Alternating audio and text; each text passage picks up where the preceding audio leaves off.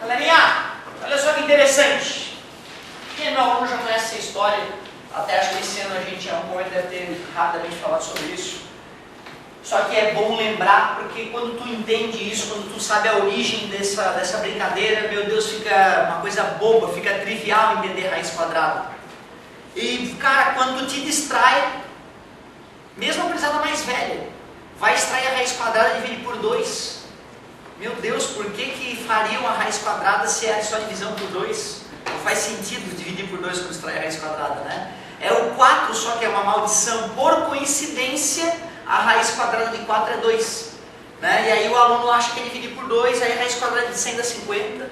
Isso pega o aluno de primeiro ano, ele não é um absurdo desse. 50 vezes 50 é 2.500, cara.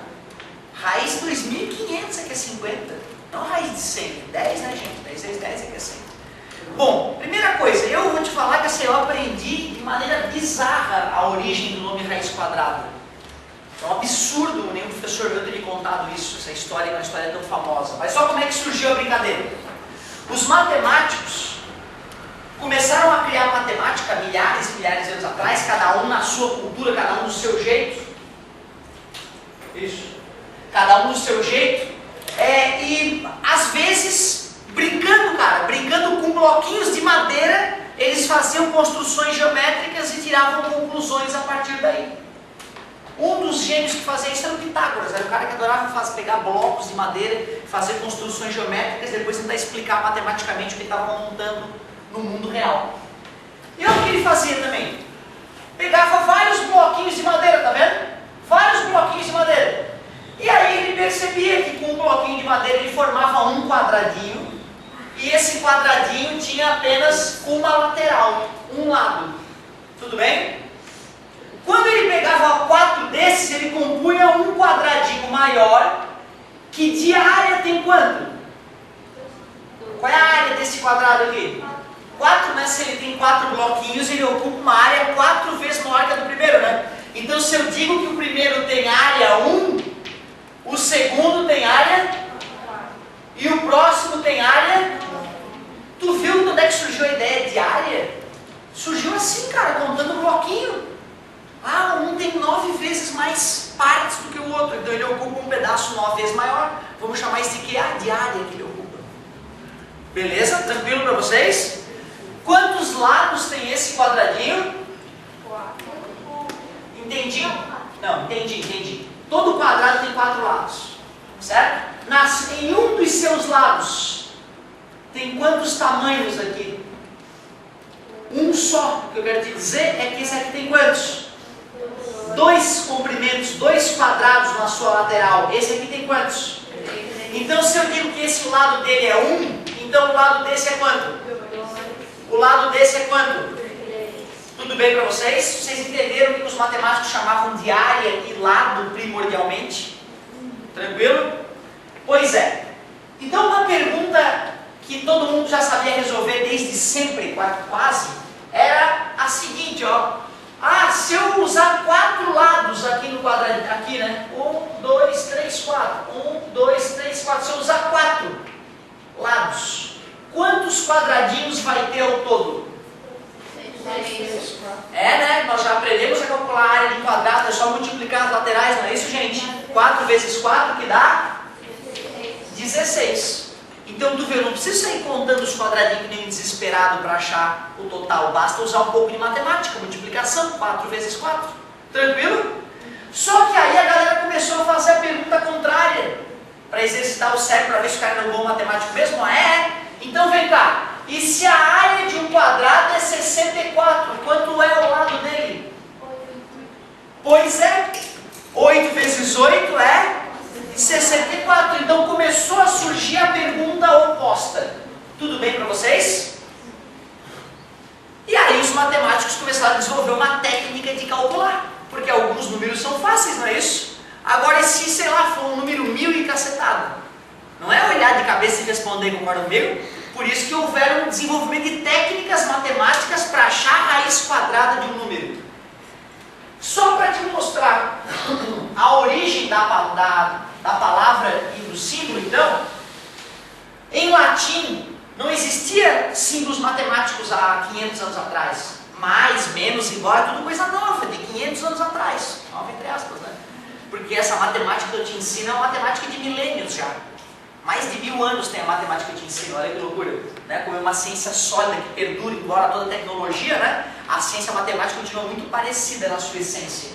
Então olha só que legal.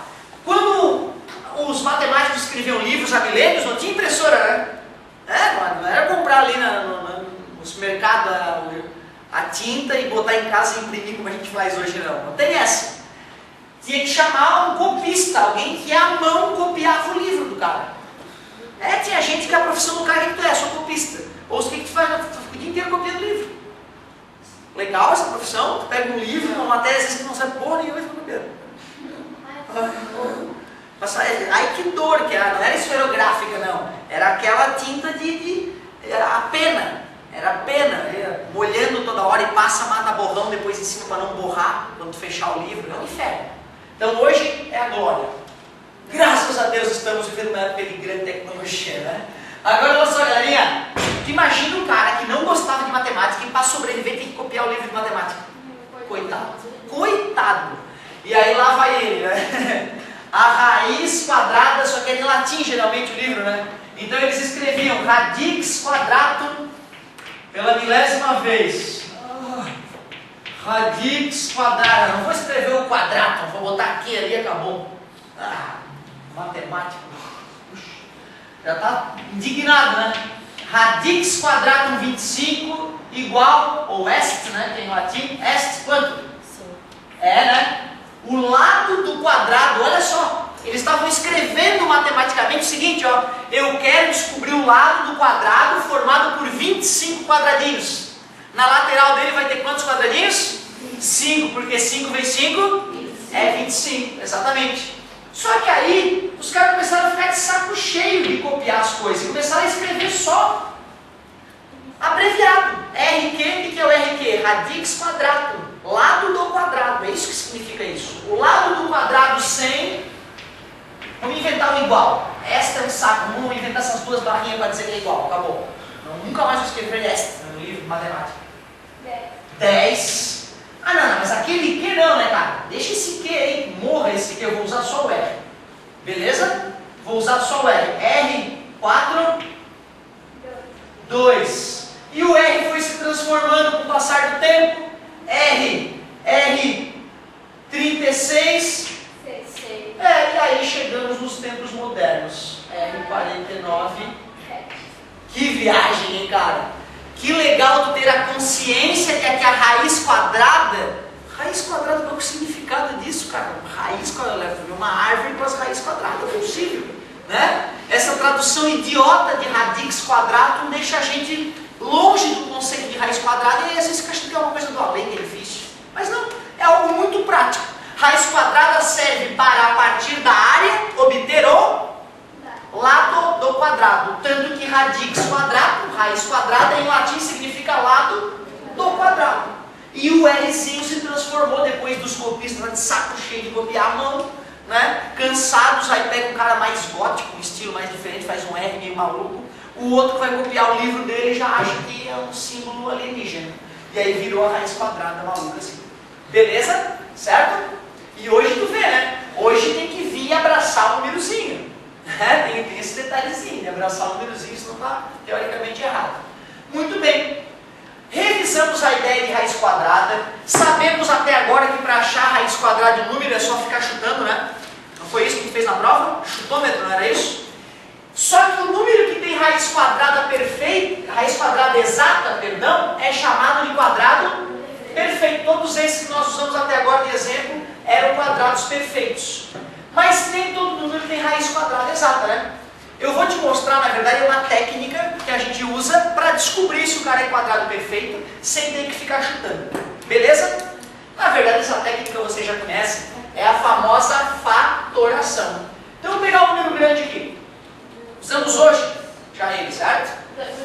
Exatamente. Mas o objetivo não é agora lembrar de cabeça. Mesmo agora que tu lembre de cabeça, nos exercícios vai ter que fatorar. Volta aqui. Fatorar. E começa a fatorar por quê? Sempre que o cara for par, tu começa por 2. E o 2 já vai reduzir a metade do serviço, olha que beleza. Então vai ficar metade de 300? 150. Metade de 24? 12. 150 com 12? É obrigado a fazer assim, professor? Não. Só estou fazendo assim para te estimular. Divide por 2. Metade de 16. Metade de 2. 81. Dá para dividir por 2? Não dá mais. Vamos tentar por quem? Tem que ser. Vamos ver. 8 mais 1? 9. Dá de dividir por 3, com certeza. Faz no cantinho, se não souber de cabeça. 2 vezes 3, 6. Sobra 2 abaixo 1.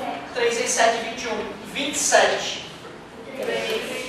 9, 3, 3, 1. Yes. Então a fatoração do 324, fatoração em números primos, que chama essa técnica, fica 2 ao quadrado, tá vendo? Porque tem 2 números 2, vezes 1, 2, 3.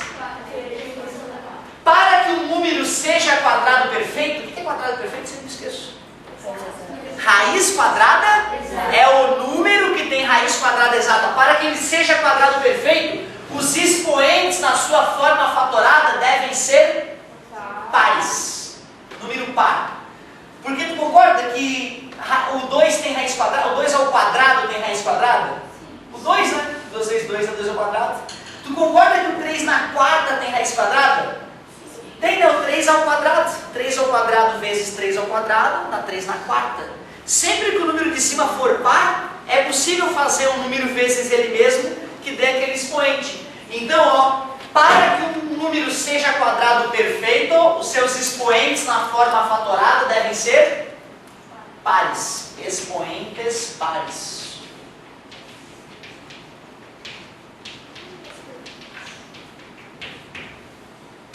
Professor, se ele tivesse 1, não, aí já não é quadrado perfeito. Na fatoração, se um númerozinho só sobrar um expoente que não é par, ele já não é quadrado perfeito. Beleza, galerinha? Tá? Professor, tudo bem, eu entendi, eu decorei ali, eu só não acredito ainda. Por que isso? Isso é uma mágica? Não tem mágica nenhuma, gente, olha só. Vê se tu concorda comigo.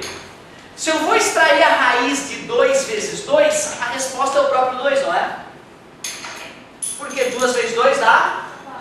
Se eu for extrair a raiz de 7 vezes 7, dá o próprio? É, né? Porque 7 vezes 7 é isso aí. Tudo bem para vocês? Só que dá de extrair a raiz quadrada de 2 vezes 2 vezes 2?